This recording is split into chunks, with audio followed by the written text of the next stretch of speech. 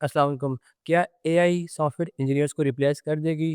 To be very honest मैं आपको बिल्कुल एक ऑनेस्ट आंसर देने लगा हूँ, अगले 10-12 साल तक तो नहीं करने वाली। हाँ, उसके बाद कर ले तो हम कुछ कह नहीं सकते, इतने आगे की ज़्यादा प्रेडिक्शन दे नहीं सकते। अब जो अगले 10 से 12 साल है उसमें क्यों नहीं कर सकती उसको मैं आपको रीज़न देता हूँ।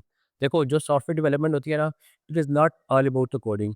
अब स्टूडेंट्स हैं ना उनके माइंड में पता है क्या होता है कि जैसे ही हमारे पास प्रोजेक्ट आया तो हमने ठक, ठक, ठक करके कोडिंग स्टार्ट कर दी। ऐसा नहीं होता। जब आप सॉफ्टवेयर हाउसेज़ में जाते हो तो वहाँ पर एक पूरा लाइफ साइकिल फॉलो हो रहा होता है और उसको सॉफ्टवेयर डेवलपमेंट लाइफ साइकिल बोलते हैं। अब वो स्टार्ट होता है सॉफ्टवेयर रिक्वायरमेंट इंजीनियरिंग से। मतलब जहाँ पर भी सॉफ्टवेयर आया पहले उसकी रिक्वायरमेंट्स गैदर होती हैं, फिर उसके ऊपर प्लान बनता है, फिर उसका डिज़ाइन बनता है फिग्मा या एडोबी एक्सडी में। फिर उसके बाद उसकी कोडिंग होती है, वो 4th या 5th स्टेप आता है। उसके बाद सॉफ्टवेयर टेस्टिंग होती है, फिर सॉफ्टवेयर टेस्टिंग के बाद सॉफ्टवेयर मेंटेनेंस फेज़ में जाता है। सॉरी मेंटेनेंस से पहले वो डिप्लॉयमेंट में जाता है, तो डिप्लॉयमेंट के बाद फिर वो मेंटेनेंस पे जाता है।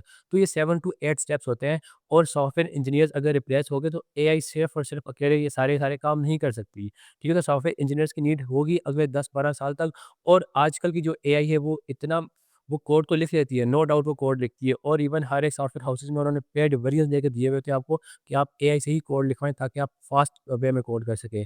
लेकिन ऐसा नहीं हो सकता कि पूरे के पूरे सॉफ्टवेयर इंजीनियर्स को एआई ने रिप्लेस कर दिया, ऐसा हो नहीं सकता एटलीस्ट 10 से 12 साल तक तो नहीं हो सकता।